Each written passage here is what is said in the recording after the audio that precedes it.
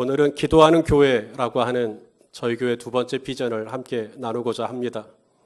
이 말씀을 준비하는 내내 제 마음에 눌림이 있었습니다. 왜냐하면 이 기도는 저의 영원한 열등감이기 때문에 그렇습니다. 저희 아버님은 자서전에 하루에 3시간 기도한다고 썼습니다. 마르틴 루터는 종교개혁 때 2시간 이상을 기도했대요. 예수님은 마태복음에 보니까 깨어서 1시간이라도 기도할 수 없느냐라고 그랬습니다. 기본이 1시간인 거죠. 근데 저는 1시간을 채울랑말랑 간당간당 그렇게 기도하는 목사이기 때문에 오늘 이 말씀을 준비하는 내내 제 마음에 민망함이 있었습니다. 성도 여러분, 제가 오늘 이 자리에 서서 말씀을 전하는 건 우리 성도님들보다 의로워서가 아닙니다. 저는 우리 성도님들보다 많은 약점을 가지고 있고 또 문제를 가지고 있는 목사입니다. 그럼에도 이 자리에 주님이 세우셨다면 저의 허물은 보지 마시고 이 자리에서 선포되어지는 말씀 속에 하나님이 오늘 나에게 들려주시고자 하는 레마의 말씀을 잘 받아서 피차의 은혜 받는 시간 되기를 소망합니다. 자, 우리가 왜 기도를 해야 할까? 기도를 해야 하는 이유가 분명합니다. 왜냐하면 예수님이 기도하셨기 때문에 그렇습니다. 예수님이 기도 안 하셨으면 우리 기도 안 해도 돼요. 근데 예수님도 기도하셨어요. 하나님의 아들이시잖아요. 바람과 바다를 잔잔케 할 수 있는 분이잖아요. 죽은 사람을 살릴 수 있는 분이잖아요. 그런 능력 있는 하나님의 아들이신 예수님이 기도하셨다면 우리는 얼마나 더 기도를 해야 되겠는가 하는 부분입니다. 자, 우리 마태복음 14장 23절 읽어보겠습니다. 시작. 무리를 보내신 후에 기도하러 따로 산에 올라가시니라. 저물매 거기에 혼자 계시더니. 이 말씀의 배경을 잠깐 소개하면 잘 아실 겁니다. 오병이어 떡 5개와 물고기 2마리로 남자만 5,000명 이상을 먹였던 엄청난 사건입니다. 이 사역을 하시고 난 다음 예수님이 혼자 산에 들어가셨다는 거예요. 산에 가신 이유가 뭐라는 겁니까? 기도하러 산에 가셨다라고 말합니다. 우리는 보통 사역이 있기 전에 기도를 많이 해요.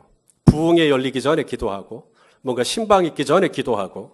근데 예수님은 오병이어의 기적을 일으키신 후에 사역을 끝낸 후에 기도하러 산에 가셨습니다. 우리는 사역하기 전에 사역의 열매를 위해서도 기도해야 되지만 사역하고 난 후에도 우리 예수님의 본을 따라 자고하지 않도록 위하여 기도해야 합니다.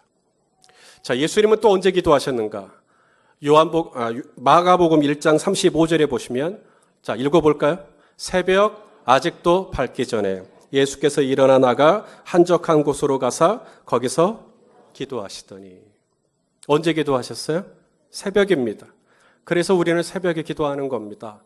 1년에 4번 저희 교회는 특별 새벽 기도회를 갔습니다. 신년에 한 번, 고난주간 때 한 번, 교회 창립주간 때 한 번, 그리고 추수감사 주간 때 1년에 4번 저희는 특별 새벽 기도회를 합니다. 왜 그렇게 새벽에 기도를 하는가? 예수님이 새벽에 기도하셨기 때문에 그렇습니다. 그럼 새벽에만 기도하셨나? 아니죠. 누가복음 6장 12절 13절 이때 예수께서 기도하시러 산으로 가사 얼마큼 기도하셔요?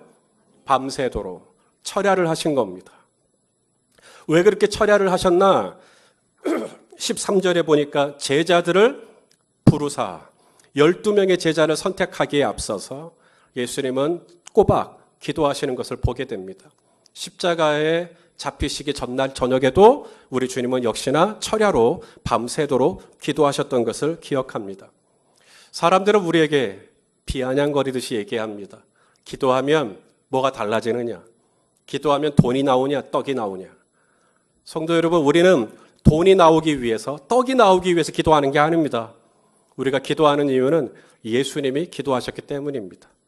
예수님이 기도하셨다면 우리는 변명할 수가 없습니다. 예수님도 기도하셨는데 당연히 우리도 기도해야죠. 우리가 왜 기도를 해야 하는가? 두 번째 이유입니다. 약속이 있습니다. 약속. 어떤 약속이냐면 응답하겠다라고 하는 약속. 그래서 우리는 기도하는 겁니다. 자, 예레미야 말씀을 2가지를 볼 건데요. 예레미야 29장 12절 13절 읽어보겠습니다. 시작. 너희가 내게 부르짖으며 내게 와서 기도하면 내가 너희들의 기도를 들을 것이요 너희가 온 마음으로 나를 구하면 나를 찾을 것이요 나를 만나리라. 아멘. 약속입니다. 예레미야에게 별명이 하나 있어요. 무슨 선지자라 그래요? 눈물의 선지자라 그러거든요. 왜냐하면 고난이 많았기 때문에 그렇습니다. 아픔이 많았어요. 억울한 일도 엄청 많이 당하고. 그랬던 예레미야가 어떻게 그 힘들고 쉽지 않은 선지자의 길을 걸어갈 수 있었을까? 오늘 그 비밀을 알게 됩니다. 기도였던 거예요, 기도. 기도했더니 하나님이 예레미야로 하여금 그 좁디 좁은 생명의 길로 갈 수 있도록 붙잡아 주셨다는 거예요. 예레미야의 또 유명한 기도에 대한 구절이 하나 있습니다. 어떤 분은 이걸 아예 외우고 다니시는 분도 계시더라고요. 예레미야 33장 3절 333입니다. 같이 읽겠습니다. 시작. 너는 내게 부르짖으라. 내가 내게 응답하겠고 내가 알지 못하는 크고 은밀한 일을 내게 보이리라. 약속입니다. 우리가 기도하면 하나님이 어떤 약속을 주셨어요? 내가 너에게 응답하리라. 응답하리라. 구하라 주실 것이요. 찾으라 찾을 것이요. 문을 두드리라 너희에게 열릴 것. 약속입니다. 그래서 우리는 기도하는 겁니다. 기도하면 something happen. 반드시 무슨 일이 일어납니다. 기도하면 반드시 역사가 일어납니다. 기도하면 반드시 하나님이 일하기 시작하십니다. 그래서 우리는 기도합니다. 자, 그러면 구체적으로 어떤 일이 일어나는가? 우리가 기도하는 이유 세 번째, 거기에서 구원이 일어납니다. 구원. 자, 제가 말씀을 쭉 이제 볼 거예요. 오늘은 성경 말씀 무지 많이 찾을 겁니다. 자, 창세기 19장 29절 읽어봅시다. 시작. 하나님이 그 지역의 성을 멸하실 때, 곧 롯이 거주하는 성을 엎으실 때, 하나님이 아브라함을 생각하사 롯을 그 엎으시는 중에서 내보내셨더라. 롯이 거주하는 성의 이름은 소돔성입니다. 음란한 성이죠. 하나님이 이 성을 엎으셨습니다. 이 성을 멸하셨습니다. 불로 유황불이 하늘에서 떨어졌어요. 그래서 이 성을, 이 도시를 다 불태워버리셨습니다. 그랬을 때 롯을 구원해 주셨어요. 어떻게 이 조카 롯이 구원을 받을 수 있었는가? 성경에 보니까 아브라함을 생각하사 이렇게 돼 있어요. 아브라함이 뭘 생각했다는 걸까요? 소돔성을 멸하겠다는 하나님의 계획을 아브라함이 알고 즉각적으로 했던 게 있죠. 기도였습니다. 하나님, 그 성에 의인 50이 있으면 멸하시겠습니까? 그래, 50명 있으면 내가 살려줄게. 그러면 45명은 어떻습니까? 그래, 살려줄게. 40명은요? 30명은요? 20명은요? 몇 명까지 떨어져요? 10명은요? 하나님은 결국은 그 성에 10명도 없다고 말씀하셨어요. 대신에 아브라함을 생각하사 누구는 구해주세요. 롯은 구해주시는 것입니다. 아브라함을 생각하사. 이게 기도의 능력입니다. 내가 기도했을 때 조카 롯이 구원을 받는 거예요. 뿐만 아닙니다. 사도행전 12장 5절에 보면 베드로가 어디에 있어요? 감옥에 갇혀 있습니다. 이때 교회가 했던 일이 있죠. 베드로를 위해서 뭐 하죠? 기도합니다. 이 이후의 스토리를 아십니까? 천사가 나타납니다. 천사가 베드로의 옥문을 열어주죠. 그래서 베드로가 구원을 받습니다. 교회가 기도하지 않았다면 이 구원의 은혜는 임하지 않았겠죠. 출애굽기 17장에 보면 이스라엘 백성들이 광야를 지날 때 아말렉이 쳐들어옵니다. 이 아말렉은 잔인한 민족입니다. 자비가 없는 민족입니다. 반면에 이스라엘 백성은 애굽에 있는 동안에 노예로 지냈다 그랬어요. 300년이 넘게. 그러니까 이 노예들에게 절대 가르쳐주지 않는 게 바로 싸우는 법이죠. 무기 사용하는 법 안 가르쳐줍니다. 그러니 이스라엘 백성들은 전쟁을 해본 경험이 전무합니다. 그 상태에서 몇백 년을 지내다가 아말렉이 갑자기 뒤에서 쫓아오니까 이거 어떻게 합니까? 속수무책으로 당할 수밖에 없죠. 그런데 이겼어요. 이스라엘 백성이 아말렉을 이겼어요. 어떻게 이길 수 있었는가? 젊은 여호수아가 싸움을 잘해서, 아니면 전략이 좋아서, 아니면 지형 지물을 잘 이용해서, 숫자가 많아서, 그게 아니라는 거예요. 출애굽기 17장에 그 비밀이 나와요. 모세가 산에서 팔을 들고 기도하면 이스라엘이 이기고, 팔이 피곤하잖아요. 계속 들고 있으면. 그래서 피곤해서 내리면 아말렉이 이기고, 이런 일이 일어난 것입니다. 그래서 나중에 아론과 훌이 양옆에서 팔을 딱 붙잡아주죠. 그리고 이스라엘이 끝내 이기게 되는 것이죠. 기도의 능력입니다. 기도하면 조카 롯이 살고, 기도하면 베드로 사도가 살고, 기도하면 이스라엘이 아말렉의 위기에서 구원을 받고. 성도 여러분, 이것이 기도의 능력인 것을 믿으시길 바랍니다. 우리 성도님들이 기도할 때 아무런 일이 일어나지 않는다고요? 사탄의 거짓말에 속지 마십시오. 우리 성도님들이 기도할 때 놀라운 일이 일어날 수 있습니다. 이것이 약속이고 이것이 성경에 기록된 응답의 약속이고 이것이 하나님의 말씀인 것을 신뢰하시기를 바랍니다. 사무엘 선지자가 그래서 이런 얘기를 한 겁니다. 은퇴하는 날 내가 너희를 위하여 기도하기를 쉬는 죄를 여호와 앞에 결단코 범하지 않겠다. 기도의 능력을 알았던 사무엘이기 때문에 기도를 절대 쉬지 않고 기도하겠다고 말했던 거죠. 다니엘은 하루에 3번씩 습관을 쫓아 기도했어요. 이 다니엘의 기도 때문에 나중에 바벨론에서 이스라엘 백성들이 고국으로 돌아오게 됩니다. 느헤미야는 금식하며 기도했어요. 예루살렘 성벽이 다 불타버렸을 때 느헤미야가 금식을 하며 기도했을 때 아닥사스다 이 바사의 왕이 마음을 열고 성벽을 재건할 수 있는 물자를 다 공급해 줘 버립니다. 그렇게 해서 놀랍도록 역사가 이루어지는 것을 보게 됩니다. 성경은 계속 우리를 격려합니다. 기도하면 나라가 살고 기도하면 교회가 살고 기도하면 개인이 구원을 받는 놀라운 역사가 일어날 수 있으니 너는 내게 부르짖으라 내가 내게 응답하리라 내가 알지 못하는 크고 은밀한 일을 내게 보이리라. 그러므로 기도하시라고 성경은 말씀하는 거죠. 1967년 6월에 소위 제3차 중동전쟁이 일어났을 때 이스라엘과 그리고 아랍 13개 아랍 국가가 서로 붙었습니다. 이 강원도 땅만큼 밖에 되지 않는 이스라엘이 어떻게 이 전쟁을 이길 수 있겠습니까? 누가 봐도 열세였습니다. 그런데 이 전쟁을 선포할 때 이스라엘의 국방부 장관이었던 모세 다얀이라는 분이 있어요. 이분이 전쟁을 선포하면서 이런 얘기를 했습니다. 우리는 2534년 만에 되찾은 조국 이스라엘을 지키기 위해서라도 부득이 이 전쟁을 할 수밖에 없습니다.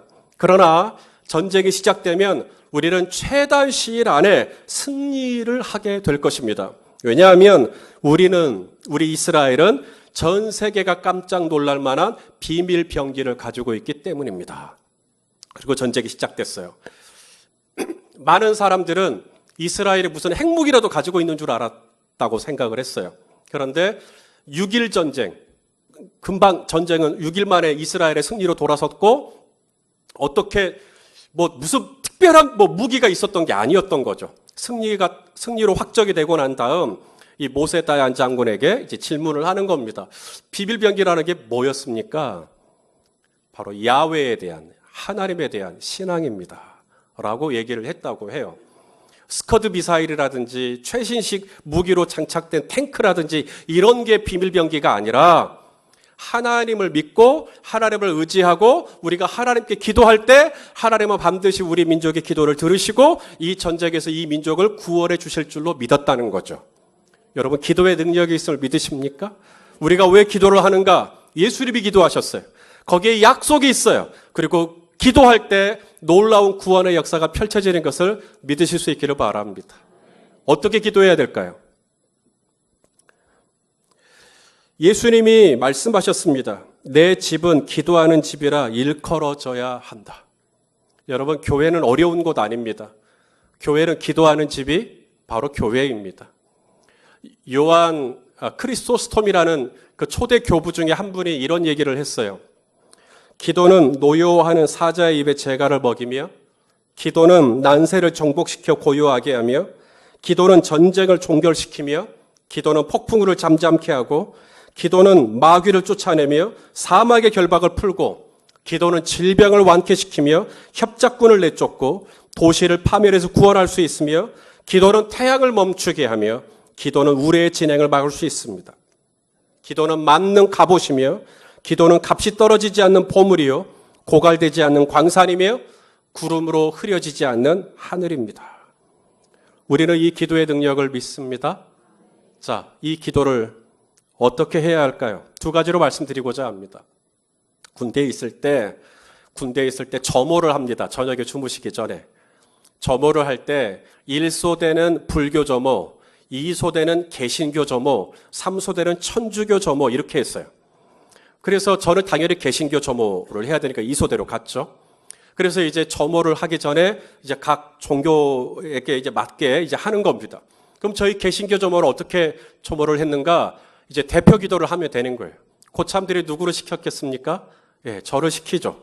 그래서 제가 이제 기도를 하는 겁니다. 하나님, 오늘 하루도 저희 모든 부대원들 건강하게 지켜줘서 감사합니다.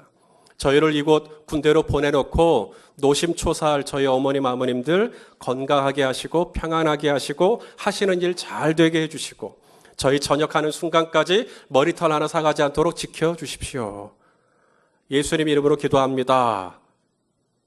아멘 해야 되는데 고참들이 우와 이러는 거예요.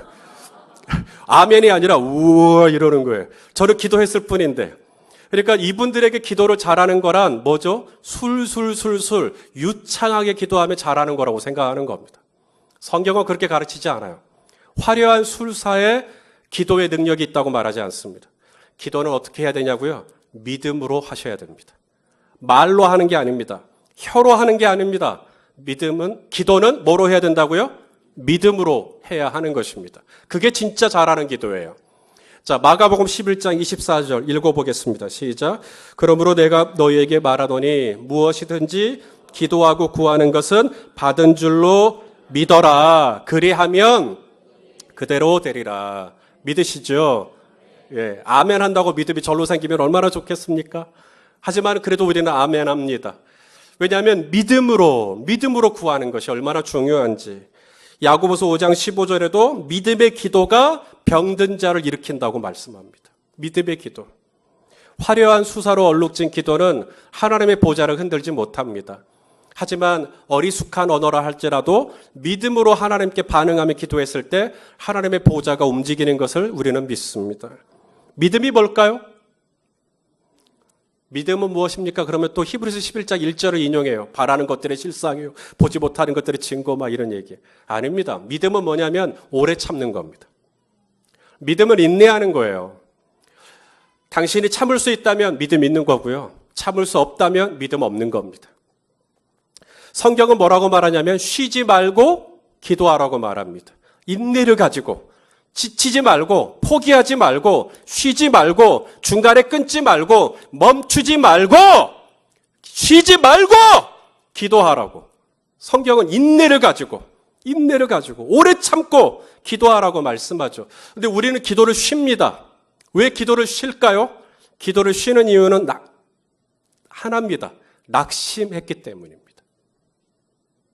실망했어요. 실망. 기도를 했는데 아무런 일이 일어나지 않은 겁니다. 내가 조금 더 기도하면 될지도 모르는데 거기까지 내가 못 가는 거예요. 인내하기를 못하는 겁니다. 쉬지 말고 기도하라고 성경은 말씀합니다. 그런데 우리는 낙심해버려요. 누가복음 18장에 예수님의 비유를 들어요. 아주 원통한 사정을 가진 과부가 한 명 있습니다. 이 과부가 그 마을에 있는 불의한 재판관에게 찾아가 자신의 사정을 호소하죠. 하지만 이 불의한 재판관입니다. 하나님도 경외하지 않고 사람도 무시하는 그런 재판관인데도 이 과부는 여지가 없어요. 이분밖에는 자기 사정을 풀 수 있는 분이 없으니까 불의한 재판관이라 할지라도 새벽이면 아침이면 점심이면 저녁이면 계속 찾아가 자기 사정을 아뢰는 겁니다. 나중에 이 불의한 재판관이 손을 들죠. 그리고 이 과부의 사정을 들어줍니다. 성경은 이것을 이렇게 돼 있어요. 누가복음 18장 5절 이 과부가 나를 번거롭게 하니 내가 그 원한을 풀어주리라. 이거 비유입니다. 이건 실화가 아니에요. 이건 실제로 있었던 일이 아닙니다. 예수님이 이 비유를 드신 이유가 있어요. 누가복음 18장 1절에 이유가 나옵니다. 읽어볼까요? 시작. 예수께서 그들에게 항상 기도하고 낙심하지 말아야 할 것을 비유로 말씀하여 그러면서 비유가 시작된 겁니다. 이 말씀을 하신 것은 우리가 기도하다가 뭐 할 수 있다는 거예요? 낙심할 수 있다는 거예요. 실망할 수 있다는 거예요. 지칠 수 있다는 거예요. 에이, 나 기도 안 할래. 에이, 기도해봤자 아무런 일이 일어나지 않구만 하면서 포기할 수 있다는 거예요. 예수님은 그러지 말라는 겁니다. 항상 기도하고 낙심하지 말라는 거예요. 쉬지 말라는 거예요. 끊어지지 말라는 거예요. 여기서 멈추지 말라는 거예요. 계속 더 지속적으로 끈기를 가지고 인내를 가지고 오래 참고 기도를 품고 해보라고 주님이 말씀하시는 거죠. 그래서 그 비유를 드신 겁니다. 낙심이 깊어지니까 의심이 들죠. 야고보서 1장 5절에 의심하는 자는 마치 바람에 밀려 요동하는 것과 같다고 말씀합니다. 예수님이 산에서 내려오실 때 제자들은 사역을 좀 하고 있었어요. 무슨 사역이냐면 귀신 들린 아들을 고치고 있었어요. 이 벙어리 귀신 들린 아들입니다. 나중에 이 귀신이 심하니까 이 아들을 막 물에다가도 집어넣어 버리고, 아니 물이 있으면 안 빠져야 되는데 아들이 그냥 물에 빠져버리더라는 거죠. 불 속에 있으면 피해야 되는데 불 속에 들어가 버리고, 그러니 이 아버지의 마음이 애간장이 타는 겁니다. 그래서 이 아들을 고치고자 제자들에게 왔는데, 제자들이 아무리 해도 이 아들이 안 나아요. 안 나아. 전에는 제자들이 예수님의 이름으로 병자도 고쳤고 예수님의 이름으로 귀신도 쫓아냈고 사역을 했었거든요. 됐었거든요. 근데 이번에는 안 돼요. 이번에는 아무리 이 귀신을 쫓아내도 귀신이 꼼짝을 안 하는 거예요. 그러던 중에 예수님이 산에서 내려오셔서 이 불쌍한 이 어린 영혼을 보는 것이죠. 그리고 꾸짖습니다. 나가라. 꾸짖습니다. 그러니까 귀신이 또 휙 하고 나갑니다. 그래서 이 아들이 정신이 온전해졌어요. 제자들이 궁금한 겁니다. 아니 전에는 자기들도 이 사역했는데 왜 그때는 온전해지더만 이번에는 왜 전혀 이게 먹히지 않았는지 궁금해서 예수님께 질문합니다. 그때 예수님이 하셨던 말씀이 있습니다. 자, 마가복음 9장 28절 29절 읽어보죠. 시작. 집에 들어가심에 제자들이 조용히 묻자오되 우리는 어찌하여 너희 그 귀신을 쫓아내지 못하였나이까? 이르시되 기도 외에 다른 것으로는 이런 종류가 나갈 수 없다. 자, 그러니까 제자들은 뭘 안 했던 거예요? 기도가 빠졌던 겁니다. 귀신은요, 사역만 하는 사람 두려워하지 않습니다. 귀신은 기도하는 사람을 두려워합니다. 내가 사역을 10가지를 하든 100가지를 하든 귀신은 그거 아무런 긴장 없습니다. 사역으로 귀신 쫓아내는 거 아니거든요. 내가 10시간을 사역했어, 100시간을 사역했어. 귀신은 그거하고 쫄지 않습니다. 귀신이 쫄 때가 언제냐면요, 여러분이 무릎을 꿇기 시작할 때, 여러분이 팔을 들기 시작할 때, 그리고 주님 불쌍히 여겨주십시오라고 기도하기 시작할 때 어둠의 권세가 두려워하기 시작하는 것이죠. 어떻게 기도해야 되는가요? 바로 믿음으로 기도해야 합니다. 두 번째, 어떻게 기도해야 될까요? 성령으로 기도하셔야 됩니다. 성령으로. 자, 우리 유명한 말씀이 있습니다. 로마서 8장 26절 시작. 이와 같이 성령도 우리의 연약함을 도우시나니 우리는 마땅히 빌 바를 기도할 바를 알지 못하나 오직 성령이 말할 수 없는 탄식으로 우리를 위하여 친히 간구하시느니라. 우리는 연약한 사람이라고 성경은 이야기합니다. 저도 연약하고 우리 성도님들도 연약합니다. 왜 연약합니까? 기도할 줄을 모르기 때문입니다. 뭐라고 기도해야 될지, 마땅히 구해야 할 것이 무엇인지를 몰라요. 그래서 기도를 안 하는 연약함, 기도를 할 줄 모르는 연약함이 우리 안에 있습니다. 그래서 우리는 내 힘으로 기도하는 게 아니라 누구를 의지해야 돼요? 성령을 의지해야 됩니다. 말씀을 또 보겠습니다.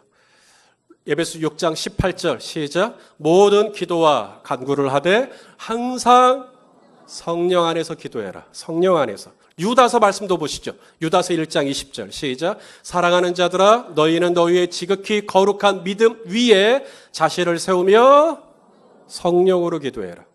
계속해서 기도를 뭐라고 그래요? 성령으로, 성령으로, 성령으로. 내 힘으로 하는 게 아닙니다. 마지막으로 하나만 더요.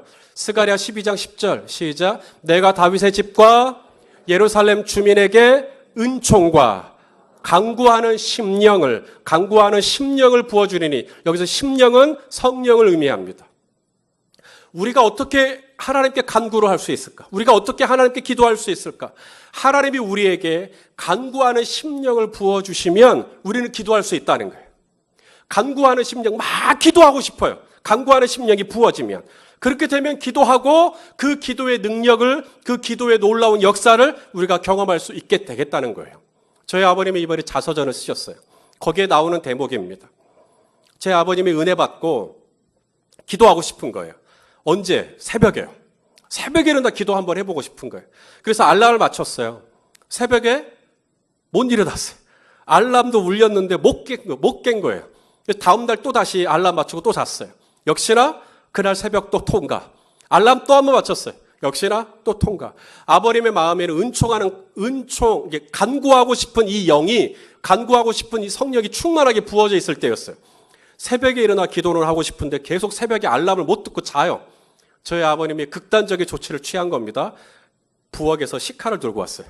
그리고 내일 새벽에도 내가 못 일어나면 나는 이 칼로 죽는다. 그리고 식칼을 올려놓고 잡을 잡는데 역시나 통과. 그때도 못 일어난 거예요. 책에 그렇게 써져 있어요. 그러면서 제 아버님이 하나님 앞에 깨달은 게 있대요. 내 힘과 내 능력과 내 결심으로 기도할 수 있는 게 아니다. 오직 기도는 성령의 도우심이 있어야 된다. 나는 마음으로 막 1시간 기도하고 싶고, 나는 마음으로 막 2시간 기도하고 싶고, 근데 내가 그렇게 원한다고 되는 게 아니라 성령님이 도와주셔야, 우리는 연약하기 때문에 성령님이 붙잡아 주셔야 기도할 수 있다. 아멘입니까?